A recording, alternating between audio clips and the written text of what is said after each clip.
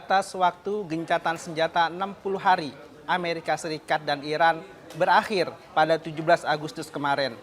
Seperti diketahui, AS dan Iran menaikkan nota kesepahaman atau MOU gencatan senjata pada 17 Juni lalu. MOU tersebut ditandatangani oleh Presiden Donald Trump dan mitranya dari Iran, Masoud Pezeshkian, guna membuka jalan bagi perundingan tahapan selanjutnya menuju perdamaian yang langgeng antara kedua negara serta Israel. Secara de facto, MOU tersebut memang tak berlaku lagi, terutama setelah Trump memerintahkan militer AS menyerang Iran kembali pada awal Juli lalu. Saat itu Trump mengatakan gencatan senjata telah berakhir. Pemicunya adalah AS menuduh Iran melanggar gencatan senjata dengan menyerang kapal tanker dan kapal kargo yang melintasi Selat Hormuz. Iran merespons Amerika lah yang melanggar kesepakatan karena secara sepihak membuka jalur baru di Selat Hormuz di sisi wilayah Oman.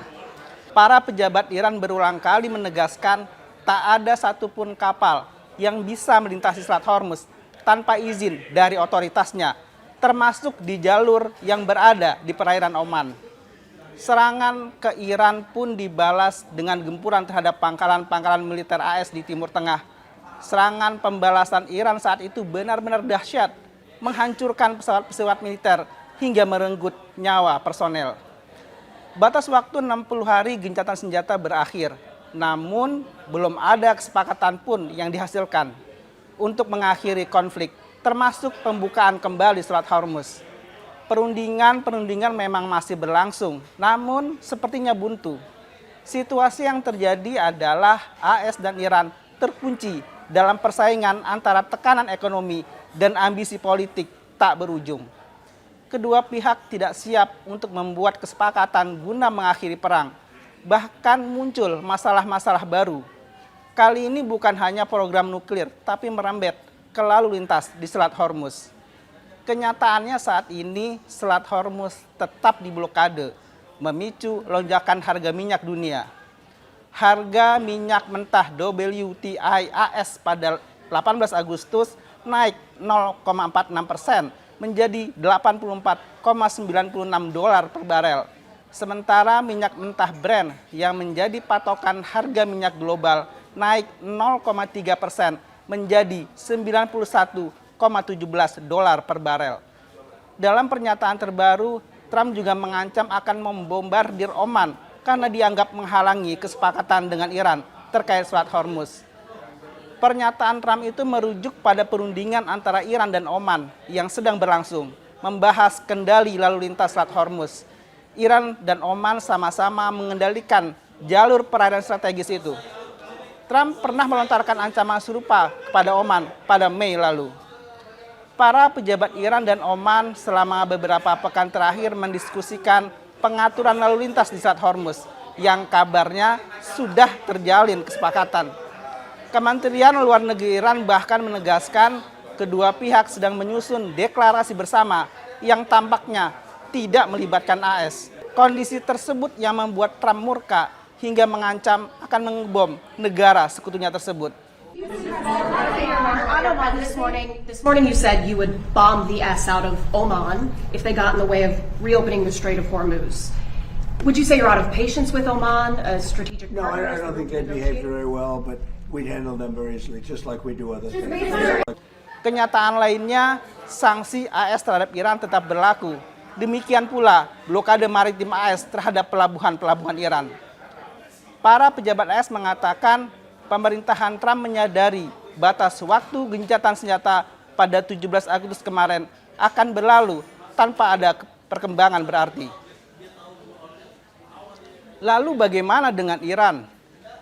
Iran mengacuhkan batas waktu tersebut karena menganggap tak ada batasan gencatan senjata.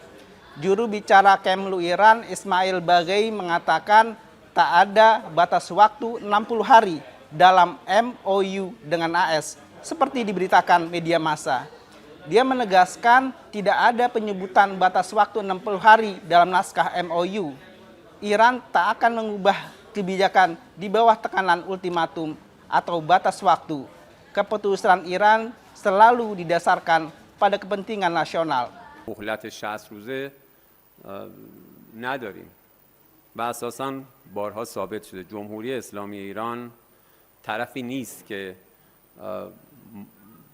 تحت فشار و التیماتوم و مهلت زمانی سیاست‌هاش رو تنظیم بکنه. ما بر اساس منافع ملیمون تصمیم میگیریم.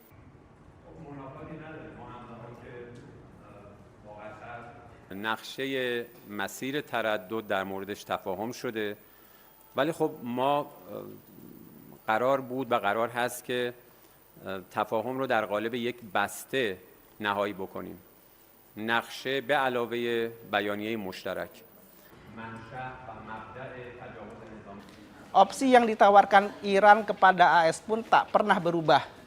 Kendali penuh Selat Hormuz serta penarikan pasukan AS sepenuhnya dari kawasan.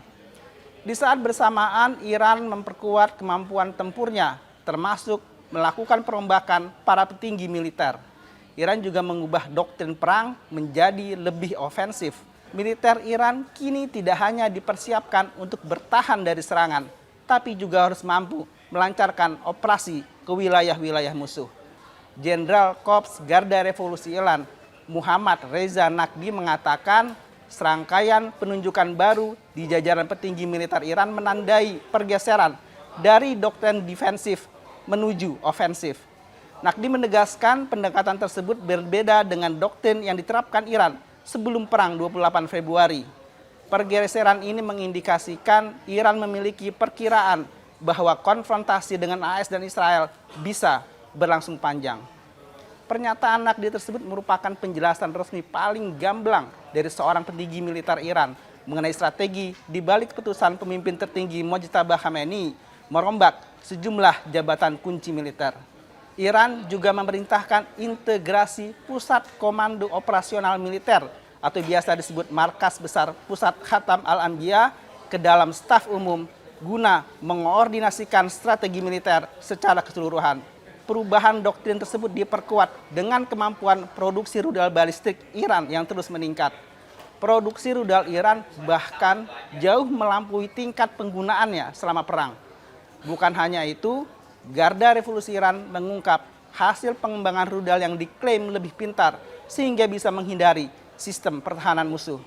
Sejumlah rudal Iran kini dapat dikendalikan dan mengubah arah sehingga bisa menghindari sistem pertahanan udara lawan.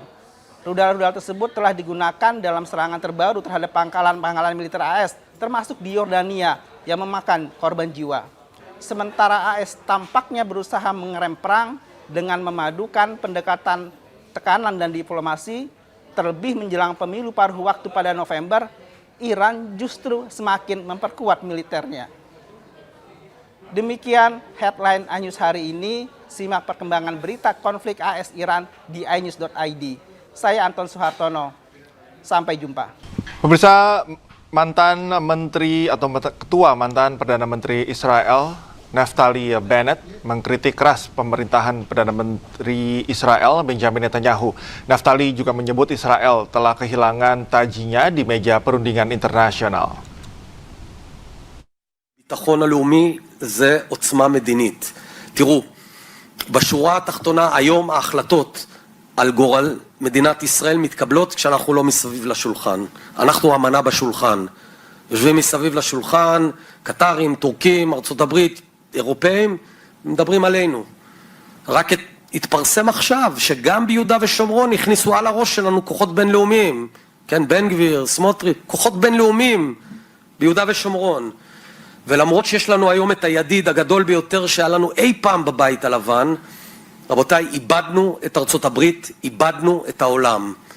זה לא נתפס. אחרי שנשחטו לנו פה 1,200 ישראלים בפוגרום, אנחנו בשפל הנורא ביותר של מעמד ישראל בעולם מאז קום המדינה. Breaking News segera kembali usai jeda. Tetaplah bersama kami. Pemirsa, perang di Timur Tengah semakin meluas. Iran mengancam akan menyerang pangkalan militer Amerika Serikat yang berada di Eropa.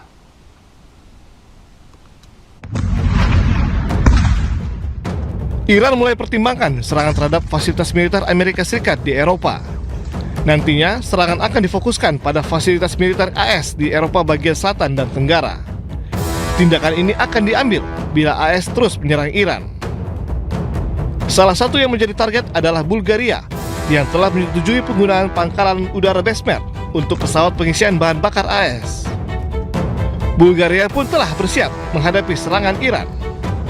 Отношение на базата в Безмер, координирано с Министерството на отбраната и под ръководството на министър-председателя сме предприели всички възможни мерки, включително сме се подсигурили като мерките, които сме предприели са за много по-високо ниво на заплаха от тази, която реално се докладва по линия на службите и постъпващата информация.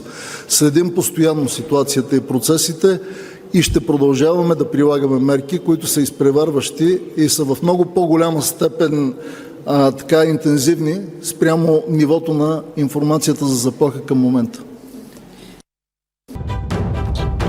Tak hanya itu, serangan yang menewaskan 3 personel militer AS menjadi bukti kemampuan Teheran menyerang target dalam jarak jauh. Presiden Amerika Serikat Donald Trump klaim blokade terhadap Iran berhasil. Tak hanya itu, Amerika Serikat juga siapkan sanksi keras bagi Iran dan negara pendukungnya. Things that we could sanction. We have very draconian sanctions, and we'll see what happens. Right now, the strait is open. A lot of boats are coming through. People aren't reporting that, and that may slow down a little bit at some point. But right now, a lot of boats are coming through. The naval blockade has been extremely effective. Zero. I mean, literally, while it's up, and it's been for quite a while, you know, except for a couple of little pauses where we opened it purposely with a deal. But the deal didn't terminate. You know, the deal didn't turn out to be what they said. You know, when they tell us one thing and they do another. But the blockade has been 100% successful. No boats have gotten into Iran, but they are getting in for other places. But we'll see. Iran mengklaim negara bagian California menjadi wilayah baru negaranya. Hal tersebut dilakukan sebagai balasan atas aksi Presiden Amerika Serikat Donald Trump yang mengklaim Selat Hormuz sebagai bagian dari Amerika Serikat.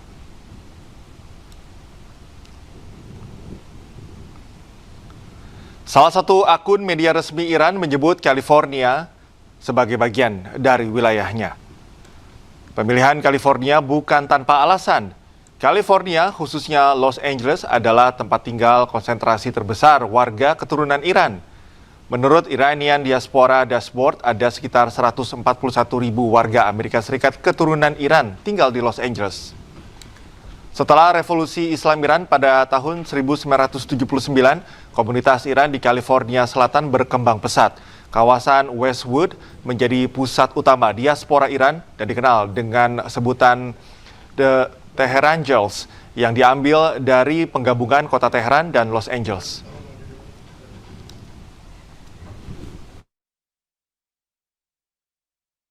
Sebelumnya, Presiden Amerika Serikat Donald Trump berencana mendeklarasikan Selat Hormuz sebagai bagian dari wilayah Amerika Serikat. Trump mengklaim Iran kini sedang mengalami kekalahan telak.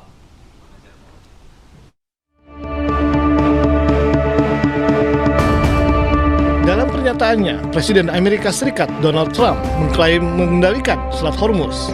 Kini Trump berencana akan segera mendeklarasikan Selat Hormuz sebagai bagian dari wilayah Amerika Serikat. Menurut Trump, kini Iran sedang mengalami kekalahan telak. We control it with the blockade. We have a blockade. We control it with the blockade. And I like the idea of declaring it a territory. We have total control over the strait. Now, they can be a nuisance. They can put a mine in the water, and people don't like having mines hit their billion-dollar ships, you know, etc. Sengketa Selat Hormuz terus terjadi dalam konflik antara Iran dengan Amerika Serikat.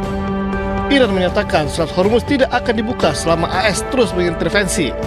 Iran menuduh Amerika Serikat gagal penuhi ketentuan dalam nota kesepahaman yang telah disepakati sebelumnya.